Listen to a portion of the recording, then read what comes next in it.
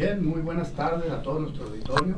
Bienvenidos a este su gustado programa, a darle Tatahuila, cuya titular es nuestra amiga Georgina Martínez Montaño, y a quien le mandamos un caluroso abrazo a donde se encuentre. Agradecerle también a Paul Villegas, director general de esta radio Sinaloa, que nos permita a los cronistas todos los lunes estar en este espacio para comentar temas relacionados con nuestro quehacer.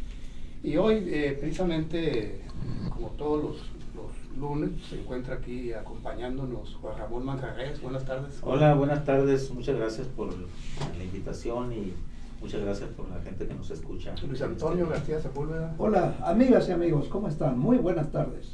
Agradecerle al compañero de los controles, gracias a él se puede realizar esta transmisión, y a Marcos Guerrero, que está grabando, mejor dicho, para las redes en este momento. Usted puede también vernos de manera directa ahí en las redes sociales. Y pues este día, Juan Ramón, Luis Antonio, pues es un día, como le llaman ahora, feriado, ¿no?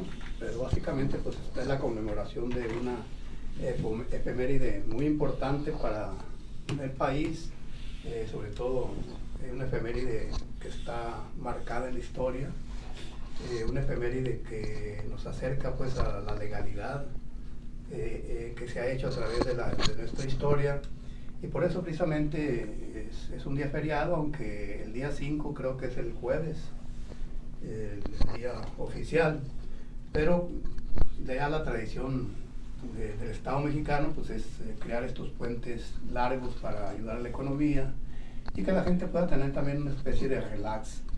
Y hoy, precisamente por ser esta conmemoración tan importante, la conmemoración de la Constitución, fíjate que son las dos constituciones, así está marcada en el calendario, las dos se aprobaron un 5 de febrero. Estamos hablando de la Constitución de 1854 y la Constitución de 1917, la Constitución de 1857, perdón.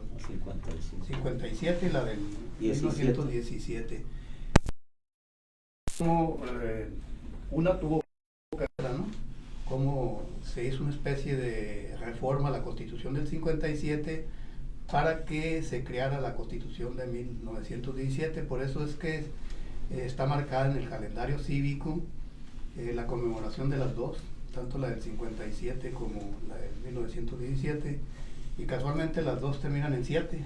Sí, pues es muy importante lo que dices, porque especialmente Francisco y Luis Antonio, que es en este momento histórico en que estamos viviendo, nuestra Constitución, esta Constitución del 17, que a su vez viene del 57, está siendo reformada, ha sido reformada en la construcción de un nuevo orden, porque hay un nuevo sistema el que se está construyendo, y estamos viviendo pues un momento histórico verdaderamente importante, y a mí me parece muy sobresaliente que este país esté festejando las dos constituciones. Eso quiere decir que ha habido actos civilizatorios importantes, culturales, que venimos precedidos de estas constituciones, que no son más que los instrumentos que nos permiten vivir en sociedad en un Estado de Derecho. Haciendo un poco de historia, como acostumbramos los historiadores, los cronistas, pues a veces para poder hacer alusión al presente, pues recurrimos siempre al pasado, y esto nos remite, fíjate, a la primera constitución, a la de 1824, que fue la primera constitución federal, la primera constitución republicana, y donde planteaban ya algunos elementos que se van a retomar por las otras constituciones. Por ejemplo, la soberanía de los estados, los congresos en los estados, los congresos constituyentes, donde se van a crear los poderes supremos locales, la división de poderes, y la revolución política, ¿no? Que tiene que ver con todo este armado, con todo este entramado legal, que de una otra manera ya estaba posibilitando lo que vendría hacia adelante. Y como toda constitución, pues, siempre causa controversia, ¿no? Se afectan muchos intereses, y en este caso de la del 24, pues causó mucho escozor, sobre todo porque le daba autonomía a los estados y le restaba al Ejecutivo cierta también poder de decisión, cierta autonomía, y esto pues metió en un conflicto muy grave al país, De tal manera que pues aquí es donde surgen ya los primeros conflictos, quienes se oponen a la Constitución de 1824 y quienes estaban a favor de la soberanía de los estados y los que estaban a favor del Ejecutivo, ¿no? Y esto pues va llevando poco a poco a que aparezcan las logias masónicas, ¿no? Sí, claro. Y estas logias masónicas pues van a tomar partido o varios caudillos, porque es un siglo, el siglo XIX es un siglo de caudillos. Sí. Y cada caudillo pues van a ir inclinándose y militando en estas logias masonas, de tal manera que esto pues va a hacer que entre en crisis el federalismo. Ya para 1828 ya el federalismo entra en crisis con esta división que se presenta por primera vez entre federalistas, liberales y centralistas y conservadores, y empieza lo que se conoce como un conflicto también donde va a intervenir la iglesia, donde va a intervenir el ejército, porque se afecta a los fueros, ¿sí? Los intereses de la iglesia, los intereses de los caudillos, que eran los que tenían el poder en las regiones. Y pues esto nos va a llevar también a conflictos graves que van a dividir al país, ¿verdad? Entre esa división pues la aprovecharon los gringos, ahorita que estamos hablando que el imperio cómo nos está amenazando. Pues ahí fue donde perdimos Texas y más adelante parte del territorio nacional, y en parte por esta división entre los mexicanos, ¿no? Que teníamos. No voy a hablar mucho de esto porque no es el tema, pero sí tiene que ver con esta coyuntura. Entonces nos estamos acercando pues a este conflicto hacia la revolución. ¿Querías participar tú, Luis Antonio? Sí, mira, las tres constituciones, la de 1824, la del 57 y la del 17, marcan momentos diferentes y muy importantes en la vida de México. Por ejemplo, la de 24 fue la primera constitución del México independiente. Estableció una república federal con estados autónomos y mantuvo la religión católica como la única permitida y otorgó privilegios al clero y al ejército. 3.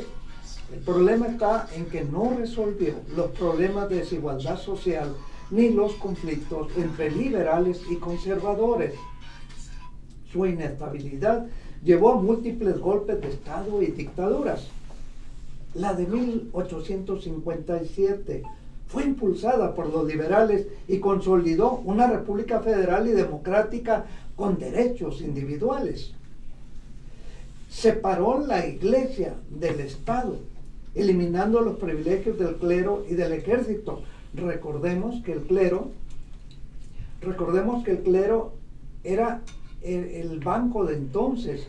Sí. Y el clero, cuando alguien se moría, pues le pedían que dejara un terreno, propiedades al clero. Entonces el clero, hubo un momento en el cual el 70% de las de los bienes raíces de los terrenos, sí, eran de manos muertas, pertenecían al clero. Con la Constitución del 57 arrebataron lo que era pues la banca, lo que era la educación, porque ellos también lo hacían, los cementerios y todas esas propiedades de manos muertas. También la Constitución del 57 estableció la libertad de expresión, educación laica y abolición de la esclavitud, y causó la Guerra de Reforma de 1858-1861 entre liberales y conservadores, y fue la clave en la resistencia contra la intervención francesa y el imperio de Maximiliano. Pero la Constitución de 1917, que se promulgó tras la Revolución Mexicana y es la que sigue vigente, fue la primera en el mundo en incluir derechos sociales como la reforma agraria, los derechos laborales y la educación pública, laica y gratuita. Limitó el poder de la iglesia y del capital extranjero sobre los recursos del país. Creó las bases para el México moderno, consolidando un Estado fuerte con instituciones reguladoras. Ahora, ¿cuál fue la más importante? Sin duda, la Constitución del 17 fue la más trascendental, ya que no solo reformuló la estructura política de México, sino que también sentó las bases para los derechos sociales y laborales que influyeron en otras constituciones del mundo. Además, sigue siendo la constitución vigente con numerosas reformas a lo largo del tiempo para adaptarse a las necesidades del país. Cada una tuvo su importancia en su contexto, pero la de 1917 fue la que definió el México contemporáneo. Bien, como podemos ver a nuestro público, pues hay una concatenación, ¿no?, de estas tres constituciones y lógicamente que estas constituciones pues están enmarcadas en estas coyunturas, en estos conflictos que se han dado, porque la constitución de una u otra manera, pues lo estamos viendo ahorita, causa ciertos problemas, afecta intereses, afecta a algunos grupos, incluso muchas de las constituciones tienen que ver precisamente con una serie de demandas que se han dado a través de la historia, ¿verdad? Y esto pues ha logrado pues crear todo este armazón constitucional que hoy estamos conmemorando. Juan Ramón. Sí, la importancia aquí, o sea, para los jóvenes que a veces pudieran ver el tema así muy suelto y hablar de la Constitución del 17 y que la conmemoramos el 5 de febrero, pues yo recuerdo en mi época escolar que era un día inhábil, más que hablar de la Constitución así como que se cae, pero en realidad es el instrumento jurídico que nos permite vivir en sociedad, donde están nuestros derechos consagrados, donde está nuestro sistema político. Es el resultado de este movimiento de la revolución justamente, y es digamos, por ponerlo en el lenguaje contemporáneo, es el producto que nos entrega la revolución, y eso nos ha permitido vivir tantos años, digamos, con relativa paz, con tranquilidad. Ahora estamos en una coyuntura también en este momento, una coyuntura especial donde el país se está transformando y que bueno, nadie se puede quedar. La Constitución no puede quedarse la Constitución del 17, tenemos el antecedente. Y la otra Constitución que ya se ha mencionado aquí, tiene el antecedente del movimiento de independencia y la consumación de la independencia que fue en 1821, si ustedes me pueden corregir, sí, así es, cuando la entrada del ejército trigarante, que luego viene a presentar el producto de la Constitución del 24, que a su vez es el antecedente de la del 57, donde ya se ha hablado ampliamente. Pues bien vale la pena el recordatorio, bien vale la pena la promulgación para decirles a nuestros amigos, se lo digo en términos personales, que gracias a estos instrumentos jurídicos este país ha podido ir avanzando poco a poco y que estamos donde estamos por estos instrumentos jurídicos que nos permiten vivir en sociedad. Vamos a ir a la primera pausa, no se nos vaya, ahorita regresamos con ustedes.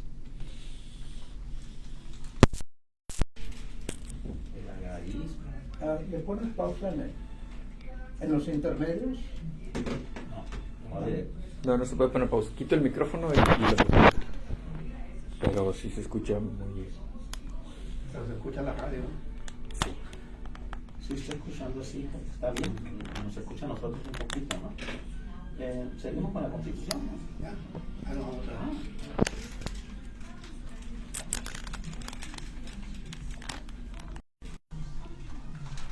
Recuerden que tenemos otros efemérides. Bueno, ya estamos de regreso aquí, estamos en esta mesa Juan Ramón Manjarrés, Luis Antonio García y su servidor Francisco Padilla, cronista de la ciudad de Culiacán. Está ausente Jaime Félix, anda por allá en Guadalajara, por eso es que no nos acompañó este lunes. Y nuestro público, en el primer segmento, pues estamos hablando de esta efeméride tan interesante para el país, que es la Constitución de 1917 y la de 1957. Haciendo referencia un poco a la historia de esta Constitución actual de la del 17, pues es una Constitución que básicamente va a dar respuesta a las demandas de la Revolución. En 1917, pues estamos ya en la culminación de este proceso revolucionario. Venustiano Carranza, pues junto con Álvaro Obregón, después de haber vencido a Francisco Villa y un poco arrinconado a Emiliano Zapata, pues una manera de contrarrestar esa presión que tenía fue precisamente convocar a integrar un Congreso Constituyente ahí en Querétaro para establecer estas reformas, ¿sí?, de la Constitución del 57 que diera lugar precisamente a la Constitución del 17, y por eso es que convocaron aquí a esta ciudad, aquí en Querétaro, y se estableció una discusión. Me figuro yo que, no sé si en ese tiempo no existían las grabaciones, pero sí están los testimonios escritos, ¿no? Se dio una discusión muy acalorada, sobre todo porque la gente de Carranza, una gente un poco más conservadora, y se enfrentó a una serie de jóvenes legisladores en aquel tiempo, como Francisco J. Mújica, Ernesto Vaca Calderón, Heriberto Jara, algunos jóvenes pues que presentaban cierta radicalidad, y fueron ellos los que introdujeron precisamente esa discusión que venía desde el siglo XVIII, ¿no? El problema de la relación de Iglesia-Estado, el de la educación, el de la reforma agraria, el de la laboral que señalaba Luis Antonio ahorita. Van a retomar todas estas propuestas y las van a incorporar, y así como surge de los artículos actuales el artículo 27, que tiene que ver con las expropiaciones, que tiene que ver con el reparto agrario, con las nacionalizaciones de las aguas, de los terrenos. Sobre todo aquí hubo un enfrentamiento muy interesante con los Estados Unidos y algunos países extranjeros que estaban posesionados de los recursos naturales. El artículo 223, que tendría que ver con la jornada laboral de las 8 horas, el derecho a la huelga, se crearon las juntas de conciliación, etcétera, etcétera. Y el 130, que era uno de los artículos más controvertidos y que se venían precisamente, que tenía que ver con una lucha que se había establecido entre el clero y el Estado, ¿verdad? Y sobre todo cuando hay época de calles, una política anticlerical muy fuerte. Pero acá pues ya se reglamentó en el artículo 130, y que tenía que ver con esta regulación, esta relación Iglesia-Estado.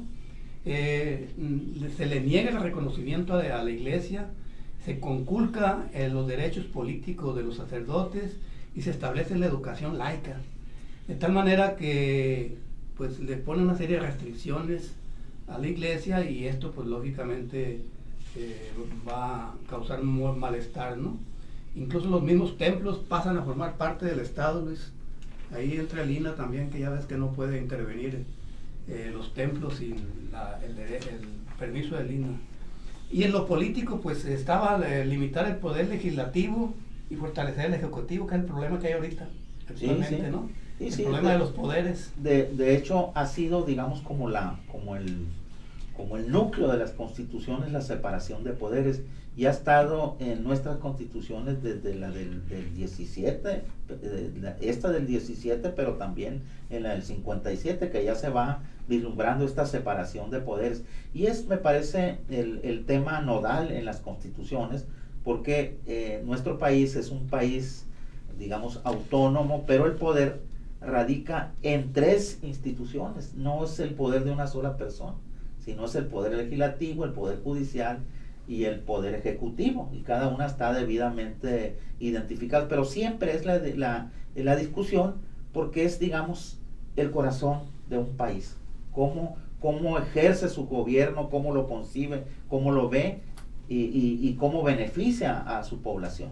Fíjate, casualmente, bueno, no casualmente, realmente así fue. Carranza y su equipo pues, no estuvieron muy de acuerdo con esos artículos, ¿no? Tan es así que se resistían a aplicarlos, vaya. Como se resistió también Álvaro Obregón y Calles, ¿no? Sí. Porque implica, por ejemplo, el reparto agrario, pues el mismo Calles y Obregón eran también parte empresarios agrícolas, ¿no? Y Carranza, digamos, era terrateniente, hacendado, ¿no? Y sabían que iban a meterse en muchas broncas con el ejército, iban a meterse en muchos problemas con la Iglesia. Entonces esto llevó a que la Constitución en parte no se aplicara como debería haberse hecho. Pero casualmente cuando llega Lázaro Cárdenas, pues ahí se da ya de manera muy puntual la aplicación de todos estos artículos. Por eso es que el sexenio de Cárdenas pues fue también un sexenio muy controvertido, ¿no? Precisamente por la aplicación del reparto agrario, la creación de sindicatos obreros, los maestros que se iban a las comunidades a impartir educación comunitaria. Cosas como esta es lo que va de una u otra manera a generar ciertos conflictos sociales. Sí, es que en realidad las constituciones están, digamos, precedidas por movimientos sociales. Nosotros los mexicanos somos muy dados a poner una fecha exacta y decir en esta fecha ocurrió tal cosa, pero los movimientos sociales son eso, se van moviendo con el tiempo. Ahí tiene la Constitución del 24 que se concreta con la del 57, es decir, el movimiento del México independiente, la promulgación de la independencia en 1821 empieza a moverse. Es algo que se mueve. Por eso la Constitución del 57, donde se ve que hay un parteaguas del país y vienen otras condiciones, y la del 17 no se diga. Pues ahí está la guerra de los cristeros, por ejemplo, ¿no? ¿Sí? Sí, oye, por cierto, cuando se votó el acta, ¿no? Se establece como forma de gobierno la República Federal, pero ese documento, recordemos que reunió a las dos provincias de Sinaloa y Sonora en un solo estado, con el nombre de Estado de Occidente. ¿Pero de qué documento estás hablando? Estamos hablando de 1824, del 3 de febrero de 1824. De la primera constitución. Hablando de la primera constitución, Sí, como la primera constitución, pues. Sí, la primera claro. constitución, o sea, reunió a Sinaloa y Sonora en un solo estado, llamado el Estado de Occidente. Fue hasta 1831 cuando vino la separación, ¿no? Y miren, recordando otra efemérides, el 5 de febrero de 1827, en Cozalá, la legislatura acuerda que existen causas válidas para el traslado de la capital del estado, y se elige a Culiacán como residencia de los poderes. Tres diputados que deseaban que la capital, había tres diputados que deseaban ese cambio de la capital, y otros que regresaran al fuerte. Pues estos diputados abandonaron el Congreso precisamente por esa votación. O sea, todo lo que conlleva la cuestión legislativa, y cómo también recordamos en estas fechas cómo 1830 se trae a Culiacán, la capital del estado, que antes estuvo también en Sinaloa de Leiva, en Mazatlán y en Cozalá. Pero siendo Estado de Occidente, ¿o cómo? No, ya estamos Ya hablando era del ya estado como de Sinaloa. exactamente. Ya nos metió otra Ese, posición de Antonio. sí, pero tiene que ver con la Sí, la organización del poder, con ¿no? esto, pues, Sí. pero como que nos sacó de Nos sacó balance. de la escena. Pero Pero pues decirle a nuestro público pues que estamos conmemorando estas constituciones, invitarlos precisamente el día jueves aquí en la explanada de gobierno, pues se va a hacer el acto conmemorativo del aniversario de las constituciones, para que nos puedan acompañar a este acto solemne. Y pues yo creo que la mejor manera de conmemorar estas constituciones pues es leerlas, aunque a veces corresponden más al ámbito de los abogados y de las Supremas Cortes, de los poderes de la Unión, ¿verdad? Pero creo que es importante que tengamos presente que estas cartas magnas forman parte de nuestra historia, forman parte de nuestra identidad, son las que nos regulan nuestros derechos y obligaciones, son las que nos marcan pautas a veces, son las que de una u otra manera generan discusiones y a veces avances o retrocesos, según sea, como es lo que se está discutiendo ahorita, ¿no? Son el corazón de lo que se conoce como la cultura de la legalidad. Sin ese documento no podría haber una cultura de legalidad, y gracias a ese documento y todo el andamiaje que se da jurídico es que nosotros podemos vivir en sociedad. Y aquí lo importante no solamente es conmemorar, la invitación es que hay que festejar este tipo de instrumentos, especialmente la del 17, que nos dio muchísimas posibilidades de desarrollo al pueblo mexicano. Gracias a esta Constitución tenemos lo que tenemos, las libertades que tenemos, los derechos humanos, una cantidad impresionante de cosas que no se aplicaron al inicio, pero como todo proceso fueron avanzando poco a poco hasta que ya viene Lázaro Cárdenas, que es el que le da ya, digamos, un parteaguas con él. Bien, pues ya para dejar este tema, hacerle un llamado de nuevo a nuestro público para que el jueves podamos estar aquí conmemorando pues este aniversario de las dos constituciones. ¿Querías participar, Luis Antonio? Bueno, sí, ahorita que dijiste es que con las constituciones se hacen avances y retrocesos, recordé que precisamente con la unión de los estados, cuando se separan, nos quitan Álamos, que por cierto vamos a estar los cronistas allá en bueno, Álamos. hay discusiones Sí. locales, No, no, pero hablando de Sí, retroceso, nos quitaron Álamos. bueno, fue el otro Álamos, el que está allí en la frontera, ese sí nos duele. Bien, vamos a ir a nuestro segundo corte, no se nos vaya, aquí estamos los cronistas, sus amigos, conversando acerca precisamente de las efemérides tan importantes de nuestro país. ¿Cuándo se cambió? No saques de balance. Ha estado el Estado Libre Soberano de Sinaloa, ¿en qué año fue? En 1830. 31. 31, ahí no parece 31. Parece 31, sí. Hay un incidente interesante. Hablando de las constituciones, pero lo tocamos acá, que vamos a seguir con el tema de independencia.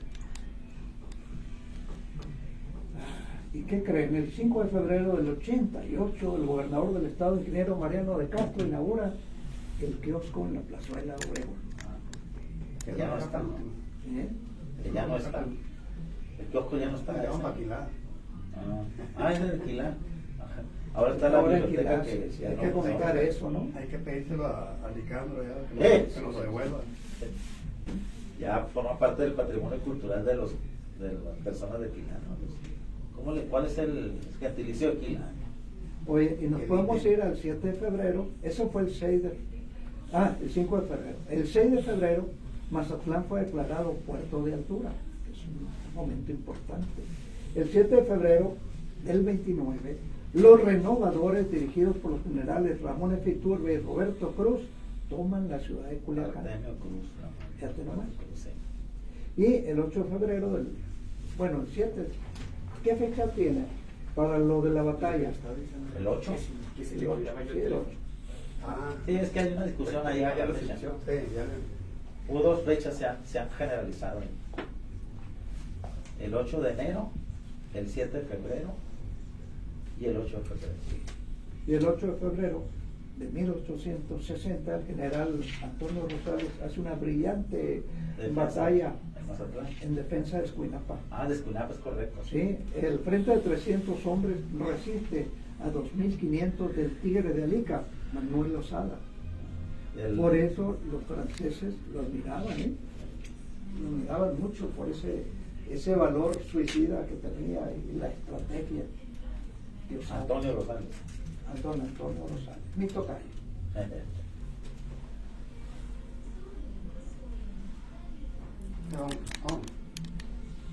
Vamos a entrar con lo del teatro. Tú anda la entrada y comenta y ahí le vamos agregando. Bien, ya estamos aquí de regreso con sus amigos los cronistas y estamos comentando algunas efemérides. Ya vamos a dejar a un lado las constituciones, mejor dicho.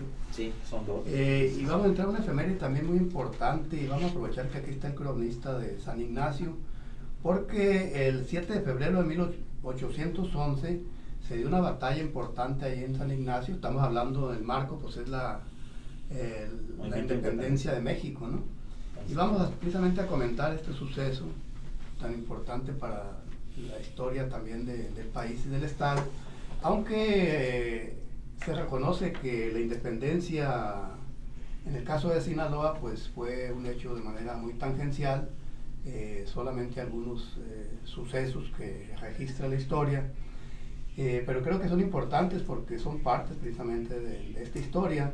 Y en parte se señala por los historiadores, los cronistas, que esto se debió a distancias tan largas que había acá en el norte, a la poca población que había precisamente a finales del siglo XIX, a finales del siglo XVIII, principios del XIX.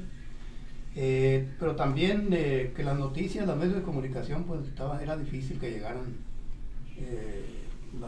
La información que se estaba generando del movimiento de independencia en el sur, el mismo Nakayama dice que llegaba de manera muy esporádica y era a través de viajeros. Sí, de correos. A través del correo, a través de viajeros. De correos de personas. Pues, a través de gente, comerciantes Sí, que sí, sí. llegaban y decían. Agentes viajeros. Incluso rescaté una cita ahí del mismo Antonio Nakayama donde dice, fíjate, ¿qué te puede ser antecedente de lo que tú vas a comentar? Dice, en San Ignacio de Piatla, 2 viajeros fueron encarcelados por propalar que los edictos de la Inquisición y las excomuniones en contra de Hidalgo y otros dirigentes eran de los gachupines. A causa de eso los encarcelaron. ¿Y quiénes dan la información esta? 2 viajeros que pasaron por ahí. ¿Qué fecha tiene esa? No, fíjate que no señala, pero creo que es antes de este suceso que se dio. No, ahí. pero están hablando del juicio contra Hidalgo, entonces ya, Sí. o sea, esto, la batalla de San Ignacio Priaxtla ocurre en 1811, en febrero de 1811, estando vigente Miguel Hidalgo. Aquí hay que considerar 2 cosas importantes, quizás 3 de entrada para empezar a comentar el tema. Ha habido algunas discusiones respecto de las fechas. Esta efeméride yo la empecé a conocer como el 8 de enero, el 8 de enero como la batalla de San Ignacio Piaxtla. Pero ya ha habido muy buenas investigaciones. El libro que yo más consulto y que más me gusta es el de Ignacio Lagarda, nuestro amigo cronista de Hermosillo, Sí. porque justamente la ciudad de Hermosillo se llama Hermosillo por González de Hermosillo. Lagarda, en una ocasión que hicimos una videoconferencia, se hizo en tu periodo, Francisco, la gente de Hermosillo, a mí me tocó escuchar esa expresión y todavía me toca. Bueno, ¿quién es ese González de Hermosillo que le pusieron el nombre a la ciudad si nunca estuvo aquí? Y tiene razón Lagarda de decir, tampoco estuvo Hidalgo, tampoco estuvo Morelos, y hay escuelas y esto, ¿no? Ignacio, Eduardo Soto, Ignacio Lagarda, escribió un libro a propósito de ese personaje, de que la ciudad llevara el nombre de Hermosillo. Me parece que es en el primer centenario, un libro muy bien escrito. Es la biografía de González de Hermosillo, que la pueden encontrar en el internet, anotando ahí. Me parece que sí, también hubo una edición en papel y luego una edición en electrónica que está en los Fue magnífica la conferencia. Sí, muy bonita. Pero Ignacio Lagarda acudió a las fuentes originales. Si uno revisa el libro, lo interesante de su libro es que te pone las fuentes de dónde consiguió la fe del bautismo, dónde nació González de Hermosillo, y todo el recorrido que hace hasta el parte de guerra conocemos gracias al libro de González de Hermosillo. Parte de guerra que escribió Villa Escusa, que fue el que triunfó en la batalla de Piatla, pero envió un informe donde dice a qué horas empezaron las hostilidades. Entonces, la fecha real de la efeméride es el 8 de febrero de 1811, aunque el 7 de febrero ya empezaron las hostilidades. González de Hermosillo, saben que la primera batalla que tuve fue la del Rosario, una batalla muy importante que ganó y que le generó ganancias al movimiento de independencia, porque tomaron una ciudad como era el Real de Minas del Rosario. Y esto se debe, entre otras cosas, porque cuando González de Hermosillo se entrevista con el cura Miguel Hidalgo y lo envía a que traiga el movimiento de la insurgencia a Sinaloa y a Sonora, que eran las provincias internas, le pone de asesor a un cura. Y ese cura era justamente del Rosario, conocía muy bien. Entonces tomó el Rosario, a pesar de que Villa Escusa tenía un ejército muy grande, pues fue muy ingenioso. Los agarraron en misa y hay todo un movimiento ahí, ¿no? Creo que también tuvo que ver con los pardos, los mulatos huyeron. Bueno, huyeron. Sí. Y de ahí, a partir de ahí, González de Hermosillo le creció un poco más el ejército, pero esa fue su primer batalla, y luego se viene a San Sebastián de Concordia, y se está ahí una temporada casi de un mes. Por ahí hay una tesis de Rime que dijo, hubo una mujer de por medio, ¿no? No hay nada que documente eso, pero no deja de llamar la atención. Y González de Hermosillo pues llega a San Ignacio, y se queda al otro lado del río, porque el río llevaba un poco de agua, estamos en épocas de cabañuelas. Entonces ahí en determinado tiempo llueve y el río agarra agua, pero usó la estrategia y se puso en un lugar que todavía se llama así, el Cantón, con un ejército alrededor de 1.500, 2.000 hombres y cañones y todo. Y ahí se está para sorprender a la comunidad de San Ignacio, en donde él había pensado que nada más estaba custodiado por 200 hombres. En el Rosario, al que le ganó la batalla fue a Pedro Villaescusa. Pedro Villaescusa estaba al frente de la defensa del Rosario, perdió la batalla, pero González de Hermosillo le perdonó la vida y lo dejó en libertad con tal de que ya no tomara las armas en contra del... Lo que puede ser libertad condicionada. Sí, y que lo viene al final de cuentas a traicionar, porque cuando se da cuenta de que va rumbo a San Ignacio, porque... Realmente iban de rumbo a Cosalá. No, claro, es el Real de Minas. Otro Real de Minas. Sí, que se ocupaba a financiarse el movimiento, pero ya se sabía que iba a tomar San Ignacio para prepararse para la toma del Real de Cosalá. Pero Villaescusa se puso al frente de los soldados de la guarnición en San Ignacio, traicionando que le había perdonado la vida, y mandó a algunos espías, amigos de él, a que se dieran cuenta cuántos hombres traía, qué tipo de armas y todo. En ese tiempo del Rosario a San Ignacio, González de Hermosillo se carteó mucho con el cura Miguel Hidalgo. Hubo algunas... Y Villaescusa se carteó mucho con Alejo Conde, sí, el intendente del Yaqui, que estaban esperando los refuerzos con los ópatas que finalmente llegaron y que fue muy oportuno. Un día antes, el día 7, algunos soldados de González de Hermosillo estaban a la vera del río, y del otro lado había otros que estaban del lado de los realistas y parlamentaron, porque se gritaban y el ruido del río no se escuchaba. Entonces llegaron al medio, se conocían ya porque formaban parte de los ejércitos, y los del lado de los realistas le prometieron a los otros que en la noche iban a abandonar a los realistas y se iban a pasar al otro bando. Se regresan en los caballos, y del bando de los realistas matan a estas personas de espaldas y caen al río. Por eso las hostilidades empiezan en realidad el día 7, pero la toma de San Ignacio empezó el día 8 muy temprano, y González de Hermosillo en realidad fue sorprendido porque ya estaban allí García Conde. Sí, ya había llegado en la noche. Sí, exacto, en la noche. Y pues definitivamente fue una lucha cruenta. Dejaron en el río, sobre el río, más de 500 hombres asesinados. Le asesinaron a González de Hermosillo, y el ejército de Hermosillo, que no era un ejército profesional, se le dispersó. Entonces él se vio obligado, en primer lugar, a abandonar sus pertenencias. Ya no se pudo regresar a la parte donde estaba el cantón, donde tenía la correspondencia personal. Esto va a ser importante porque esa es la correspondencia que sirvió para fincarle responsabilidades a Hidalgo, documentados, ¿no? Porque en las cartas le decía qué hacer, cómo hacerle y todo, ¿no? Entonces González de Hermosillo huye y se va por un arroyo que se llama el arroyo de Tacuitapa. Cerca de ahí, en el arroyo grande de la Labor, está una hacienda donde estaban los jesuitas, y él llega ya prácticamente huyendo de la batalla, y es ahí, en ese lugar, donde deja el estandarte de la Virgen de Guadalupe, muy famoso, que todavía persiste allí. Él traía un estandarte que se dice, no tenemos documentos, que Miguel Hidalgo le entregó la vez que se entrevistó con él en Guadalajara. Por fortuna ese estandarte es un documento importante para el movimiento de la independencia. Se conserva ahí en la hacienda de la Labor. Si nuestro público quiere ver ese estandarte que está precisamente en el Museo Comunitario de la Labor, Museo Comunitario, que ahí puede apreciar precisamente este estandarte que quedó como testimonio de esa lucha que se dio ahí en Piastla. Y esa batalla del Piastla, pero en primero, el movimiento de la independencia llegó hasta el sur de Sinaloa, ya no avanzó más, ¿no? González de Hermosillo se regresa y se va a otros lugares, a Zacatecas, y unos 8 años después fallece por allí. Ni cuenta de Dios que le pusieron Hermosillo. Sí, no para nada. No.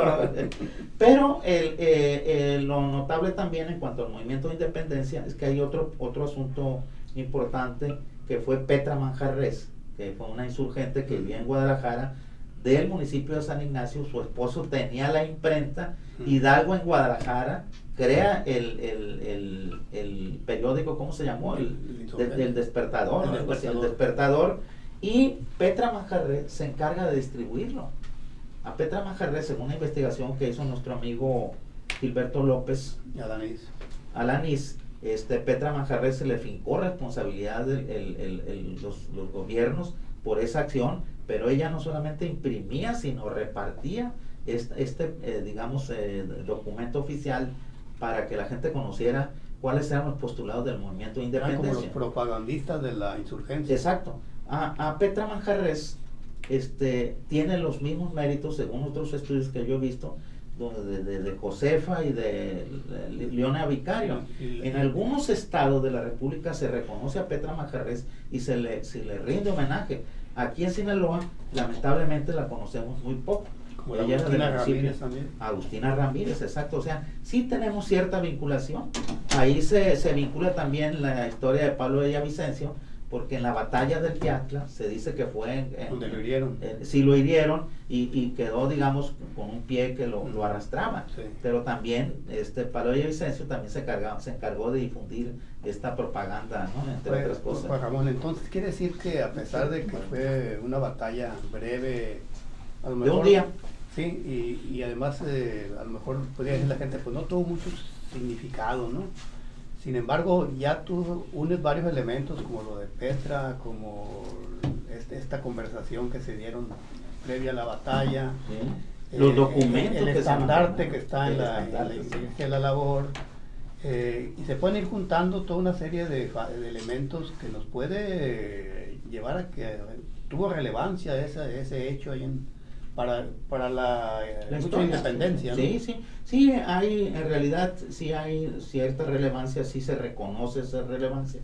Ocupamos organizar la documentación y tal vez generar un libro en torno a ese acontecimiento. Lo de Petra Manjarrés es altamente significativo y que se conoce muy poco. La batalla de San Ignacio Piatla también es una batalla que ya vimos importante en el movimiento de la independencia, que también se conoce poco. Bueno, pues la batalla la perdió, digamos, ¿no? Fíjate Pero que sí ahorita es que dice importante. que la batalla la perdió, hay unos historiadores que señalan que perdió la batalla porque González de Hermosillo pues era un campesino básicamente. Sí, claro, era un tenía ganadero y ninguna arriero. No tenía ninguna formación absolutamente militar. ninguna, sí. Entonces no sabía ni de estrategia ni de táctica militar. Lógicamente se va enfrentando a Alejo García Conde, que había tenido toda una experiencia en la lucha contra y a los Pedro apaches, Villaescusa. contra los indígenas Sí, yanquis. sí. Básicamente usted era un soldado de formación, ¿sí? Un soldado realista de formación, enfrentándose a un campesino que había abanderado, creo que más que con el corazón. Sí, y se reconoce que cómo le perdona la vida a su enemigo número uno, ahí podemos visualizar un poco su personalidad, ¿no? Una gente más social que un militar, pues no tenía estrategia militar. Bien, vamos al último corte de estación y ahorita regresamos con ustedes. Juan Ramón, Ándale. Petrita no era pariente tuya. Era mi tía. No, mire, déjenme decirles que sí hay un parentesco muy lejos, obviamente, ¿no? Está documentado. Mi bisabuelo era hermano de ella. ¿Sí? Sí, ¿no? Es que es una sola línea los Manjarrés. Hay un archivo de los Manjarrés, Zazueta Manjarrés, este muchacho que está ahí en el colegio de Sinaloa tiene alrededor en los archivos son alrededor de 80 documentos. ¿De por allá también? Sí, claro, toda su familia tienen una casa y ellos reconocen a Petra Manjarrés. Petra Manjarrés es en realidad de una comisaría que se llama Campanillas, que es mi patria íntima. Digamos, mi patria chiquita. No, pues, ¿qué más? Todos los Manjarrés son de ahí y no en el ¿cómo se llama? En el árbol genealógico, ahí aparece. Qué bien. Vamos a terminar con esto y Si entramos quieres, a comento rápido. porque no queda muy poco tiempo. Comento rápido cómo se decretó a Hermosillo la ciudad y luego algo curioso. Aquí lo tengo anotado en el Sonora. San Ignacio.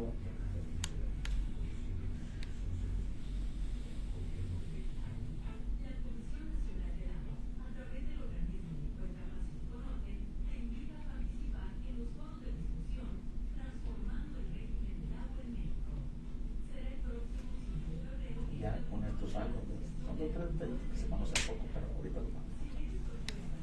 A mí también me sorprendió. Sí, yo siempre digo, Petra Manjarres es mi tía, o cordial, Aguirre Manjarres, mi tío, el general. Pero sí, eso sí, si quieres, bueno, tú me pie para entrar, para cerrar con preguntas más. Tenemos más efemérides. Sí.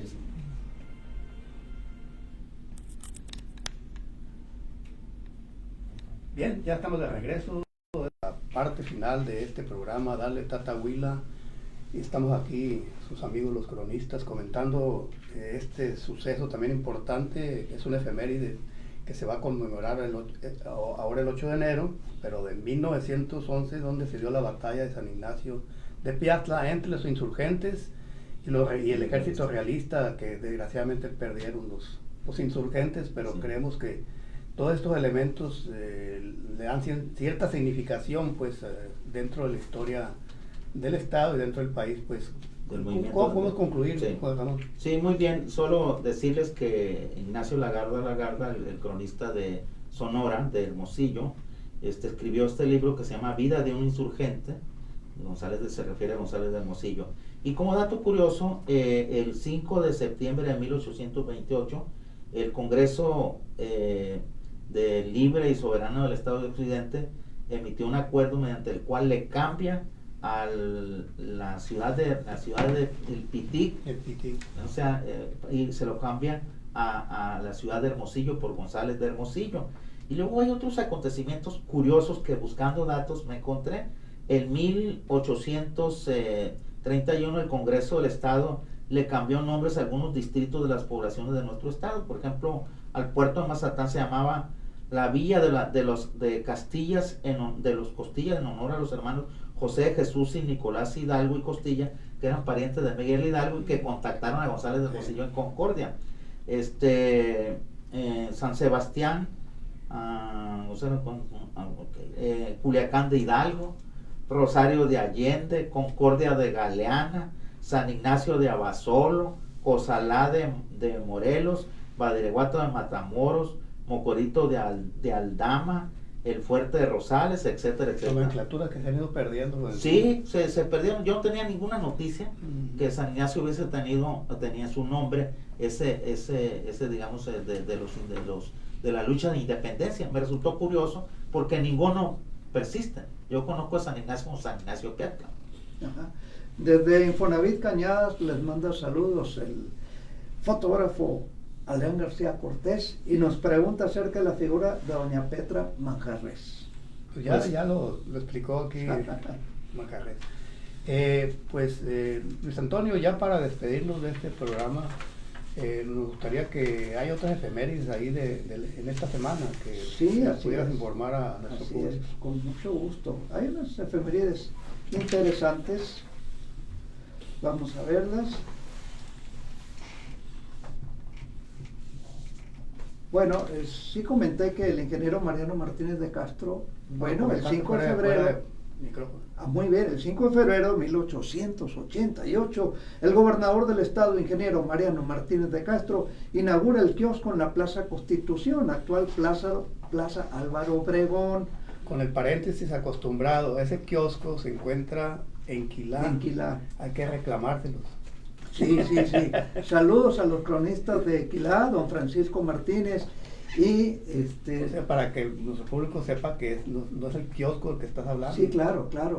Y nuestro amigo Nicandro Bañuelos. Nicandro Bañuelos, pues, que le hemos dicho que hacemos una cooperacha y les compramos un kiosco nuevo y se los cambiamos por ese kiosco viejito que tienen en Quilá. Maravilloso kiosco. Sí, pero no quieren. No, pues ya forma parte de su patrimonio cultural. El 6 de febrero de 1822, Mazatlán fue declarado puerto de altura, desde el 22. Y el 7 de febrero de 1929, los renovadores, dirigidos por los generales Ramón F. Iturbe y Roberto Cruz, tomaron la ciudad de Culiacán. Esto fue en 1929, una revolución por la cual Iturbe tuvo que irse exiliado a Estados Unidos. el 8 de febrero de 1838 llegó a Culiacán el séptimo obispo de Sonora, el doctor Lázaro Lagarza y Ballesteros, extrañado porque no fue a recibirlo las autoridades, sino que él tuvo que ir a ver al gobernador. Oye, Ajá, y el 8 de febrero... Espérame. Ese personaje, para decirle a nuestro público, es el que crió el Colegio Tridentino, que hoy es el Palacio Municipal. Sí, el Colegio Nacional e inició la Catedral de Culiacán. Así Sí. es, así es. Y también fue el que inauguró el Panteón San Juan. ¿Sí? Fue un personaje maravilloso, con una vida novela. Y se fue antes de concluir la catedral, ¿no? Y Sí, fue en obispo de la Ciudad de México. 1851 porque lo nombraron arzobispo de la Ciudad de México, que por cierto, precisamente hablando de la Constitución, él se opuso a la cuestión pues, a esa Constitución del 57, porque le incautaron todos los bienes al clero y finalmente salió expulsado el señor rumbo a Cuba. Y de Cuba lo mandó llamar el Papa y se fue en un barco y desgraciadamente se enfermó. En Barcelona murió, ¿no? En Barcelona murió y allá está sepultado.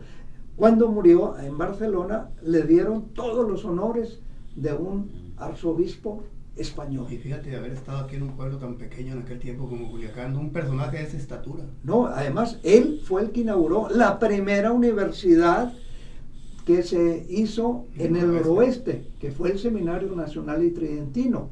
Era una extensión de la Universidad de México, ¿sí?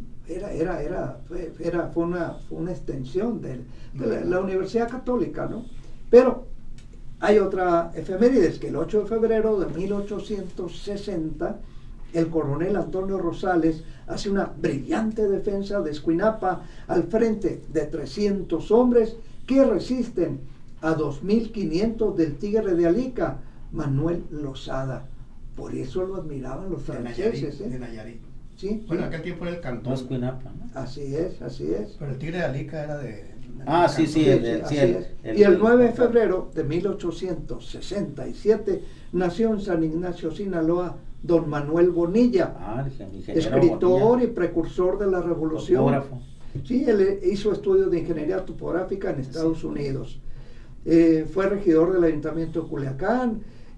A los 24 años empezó a escribir novela y poesía en el Correo de la Tarde con el seudónimo de Marcial. Escribió un libro sobre los petroglifos de Sinaloa. Bueno, en fin, tiene un currículum muy extenso y él participó activamente en la revolución. Era maderista. No, Era fíjate que maderista. es otro personaje. Lo otro día estamos comentando. Creemos que es el mismo que era amigo de Madero, y creo que Madero Sí, claro. es su secretario de Relaciones Públicas. Así es. Pero sí, el que estuvo Correcto. en esta fábrica del Coloso, él es, ¿no? No, No. Entonces lo estoy confundiendo No. con otro. No, él secretario de Comunicaciones, creo que lo hizo Madero. sí, así ¿Hay es. alguna otra ya para irnos, José Antonio? El 9 de febrero de 1912 pide licencia al primer gobernador maderista, José María Rentería, el maestro Rentería. Dejó en su lugar como gobernador interino al doctor Ruperto L. Paliza. Se entrevistó en la capital con el presidente Madero, quien le sugirió algunos cambios a su gabinete de gobierno. José María se negó a realizarlos. Rentería comenzó a gobernar un 27 de septiembre de 1911 y prácticamente dejó su gobierno ante la amenaza de una rebelión en su contra el 26 de marzo de 1912. Solamente un año fue gobernador, se refugió en el Cañonero Guerrero al sur de Mazatlán y no volvió a asumir el gobierno y decepcionado se retiró de la política. Murió en Culiacán el 15 de marzo de 1919. Bien, pues nos despedimos de ustedes, querido auditorio, su amigo Francisco Padilla, cronista de Culiacán, Luis Antonio García, Juan Ramón Macarré. Muy buenas tardes a los dos. Buenas tardes. Hasta Muy pronto. buenas tardes. Y amigas nos y vemos amigos. el próximo lunes aquí en este programa Dale Tata Huila con sus amigos los cronistas. Muy buenas tardes tengan ustedes. Hasta entonces.